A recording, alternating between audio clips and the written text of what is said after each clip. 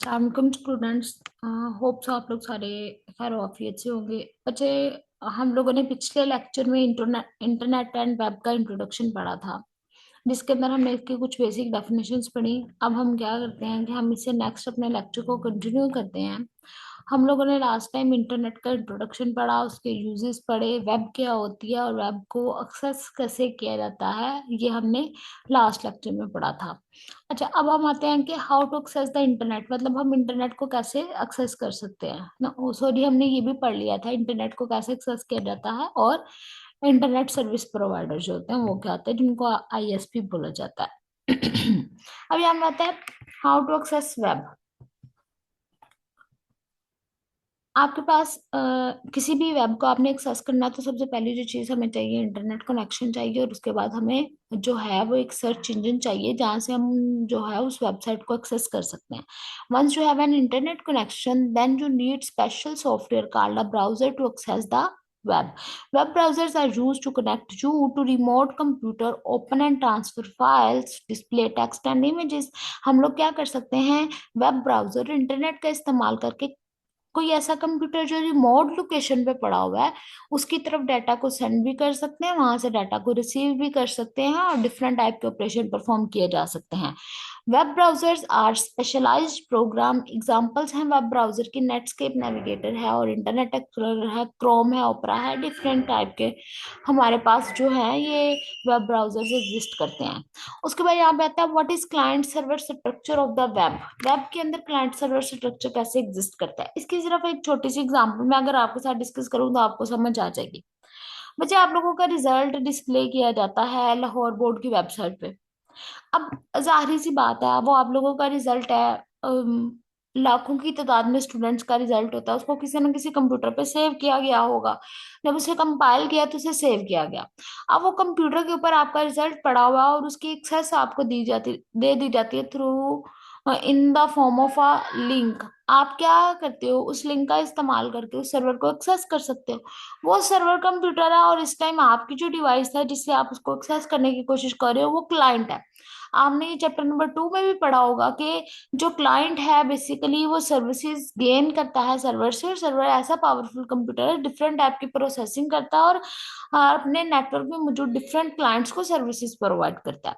तो यहाँ पे हमारे पास क्या है, आपने अपने मोबाइल फोन से लाहौर बोर्ड की वेबसाइट खोली, उसके ऊपर आपने अपना रोल नंबर एंटर किया। जब आप अपना रोल नंबर एंटर कर देंगे तो उसके बाद क्या होगा, वो रिक्वेस्ट सर्वर की तरफ चली जाएगी। अब सर्वर उसके ऊपर प्रोसेसिंग करेगा, वहां पे तो बहुत ज्यादा डाटा पड़ा हुआ है, लेकिन वो क्या करेगा, अपनी प्रोसेसिंग करके आपको वही पीस ऑफ डाटा रिटर्न किया जाएगा जो रिक्वायर्ड है। तो ये वेब के अंदर क्लाइंट सर्वर का मॉडल होता है। Web is a collection of files that reside on the computer called web servers that are located all over the world and are connected to each other through the internet. When you see your internet connection is become part of the web, your computer become a web client in the worldwide client server network. A web browser is a software that you run on your computer to make it work as a web client. Web client बनने के लिए आपके पास web browser का होना जरूरी है। तो ये क्लाइंट सर्वर मॉडल है हमारे पास वेब के अंदर। उसके बाद आता है what is HTML, hyper text markup language. Hyper text markup language हमारे पास एक ऐसी लैंग्वेज है जो डिफरेंट टाइप के वेब पेजेस को जनरेट करने के लिए इस्तेमाल की जाती है। मतलब इन शॉर्ट में अगर आप लोगों को बताऊं तो कोई भी वेब पेज बनाने के लिए HTML अकेली इस्तेमाल नहीं होती, इसके साथ और भी मल्टीपल लैंग्वेजेस है जो इस्तेमाल की जाती हैं। लेकिन यहाँ पे HTML बेसिकली बना क्या रही है, आपने एक वेबसाइट खोली, उस वेबसाइट के सामने उसके पेज के ऊपर आपको जो एलिमेंट्स नजर आ रहे हैं, मतलब वहां पे आपको पेज के ऊपर शुरू में एक टाइटल लिखा नजर आ रहा है, नीचे एक पैराग्राफ है, उसके साइड पे एक इमेज है, वहां पे कोई वीडियोस है, वहां पे कुछ बटन्स लगे हुए हैं, कुछ आइकन्स हैं। तो ये बेसिकली जैसे हम लोगों ने घर बनाना होता है और घर का जो नक्शा होता है ना वो हम बनाते हैं, तो यहाँ पे जब वेब पेज को बनाना होता है तो उसका जो आपको एक स्ट्रक्चर मिलता है, अब उसको बनाने के लिए जो लैंग्वेज इस्तेमाल होती है उसको हम बोलते हैं hyper text markup language. The public files on the web servers are ordinary text file, much like the files used by the word processing software. To allow web browser software to read them, the text must be formatted according to the generally accepted standards. The standard used in the web is hypertext markup language. अब जब document HTML में लिखा होगा तो उसको क्या है, access किया जा सकता है एज अ वेब पेज। तो ये हमारे पास इसका इंट्रोडक्शन था। उसके बाद यहाँ पे इसके कुछ टैग्स की एग्जांपल आपको बताई हुई है। जैसे देखें, HTML यूज कोड्स और tags to tell the web browser software how to display the text and text contained in the document. मैंने अभी आपको बताया कि हमारे पास HTML क्या चीज है, कि वो स्ट्रक्चर जो हमने वेब पेज का बनाना है उसके लिए जो लैंग्वेज हम इस्तेमाल करें वो HTML है। जैसे यहाँ पे एक एग्जांपल दी हुई है, एक लिखा हुआ है एंगल ब्रैकेट्स के दरमियान बी, फिर लिखा हुआ है a review of the book, फिर एंगल ब्रैकेट्स में आई लिखा हुआ है wind instruments of the 18th century, फिर यहाँ पे फॉरवर्ड स्लैश के साथ आई दोबारा लिखा हुआ है, फॉरवर्ड स्लैश के साथ बी लिखा हुआ है। तो ये हमारे पास बेसिकली HTML के टैग्स हैं। ये वो एलिमेंट्स हैं जो इस्तेमाल होते हैं किसी भी वेब सॉरी HTML की फाइल के अंदर कोई पर्टिकुलर टाइप की वर्किंग को परफॉर्म करने के लिए। आपको ये टैग्स नजर आ रहे हैं। ये टैग जो होते हैं इनका ओपनिंग टैग होता है और क्लोजिंग टैग होता है। जैसे ये बी का ओपनिंग टैग है, ये क्लोजिंग है, ये आई का ओपनिंग टैग है और ये क्लोजिंग टैग है। अब ये यहाँ पे काम क्या करे, जो भी टेक्स्ट बी के दरमियान में लिखा होगा वो उसको बोल्ड कर देगा और जो भी टेक्स्ट आई के दरमियान लिखा होगा वो उसको अटैलिक कर देगा। ये डिफरेंट टाइप के इफेक्ट्स हैं जो हम लोग इस्तेमाल करते हैं अपने वेब पेजेस को जनरेट करने के लिए। जैसे देखो यहाँ पे लिखा हुआ है, recognise the B and forward slash B tag as the instruction to display the entire line of the text in the bold and the I tag as instruction is display the text enclosed by those tag is in italic। उसके अंदर bold और इसके अंदर italic में वो display करेगा।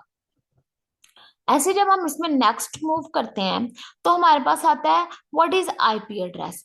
अब यहां तक हमने जो चीज पढ़ी वो हमने पढ़ी कि जी क्लाइंट सर्वर मॉडल क्या होता है वेब के अंदर, हाइपर टेक्स्ट मार्कअप लैंग्वेज क्या होती है, HTML जिसको बोलते हैं। अब हम देखते हैं वो जो वेब पेज है उसकी एड्रेसिंग स्कीम क्या है।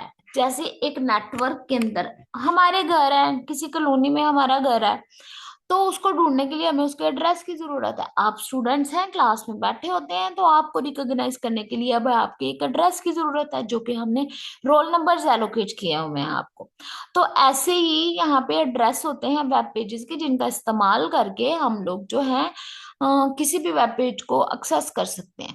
Each computer on the internet does have a unique identification number called the IP internet protocol address. Internet protocols के अकॉर्डिंग एक एड्रेस इसको एलोकेट किया जाता है। The IP address system currently in use on the internet uses as 4 part number. ये 4 part का number होता है। जैसे आपके सामने यहाँ पे एक डिस्प्ले किया हुआ है, एक ग्रुप है, दो, फिर तीन और फिर चार और दरमियान में डॉट है। यहाँ पे उसने मैं बताया नंबर की रेंज क्या होती है, 0 से लेके 255 तक हर पार्ट के अंदर। अब ये आपके सामने एक IP एड्रेस है जो डिस्प्ले किया गया है in the form of 4 groups. ये जो हमारे पास नंबर्स हैं इनका कॉम्बिनेशन जो है वो हर एक पर्टिकुलर वेब पेज के लिए डिफरेंट होगा, जो हेल्प करता है उसको रिकॉग्नाइज करने के लिए। तो ये हमारे पास IP एड्रेस का इंट्रोडक्शन था। जैसे यहाँ पे आपको बताया हुआ है कि जब हर ग्रुप में 256 वर्ड्स को हम इस्तेमाल कर सकते हैं तो ये 4.2 बिलियन पॉसिबल एड्रेसेस को जनरेट कर सकता है।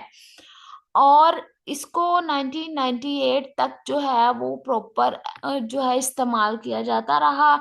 Members of various internet task forces or working to develop an alternate addressing system that will accommodate the project growth. However, all of their working solution require extensive hardware and software change throughout the internet.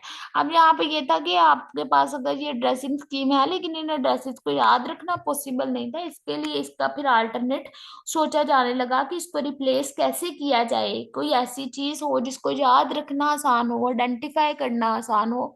तो फिर इसके बाद इसको replace कर दिया गया, जो कि हम नेक्स्ट लेक्चर में डिस्कस करेंगे।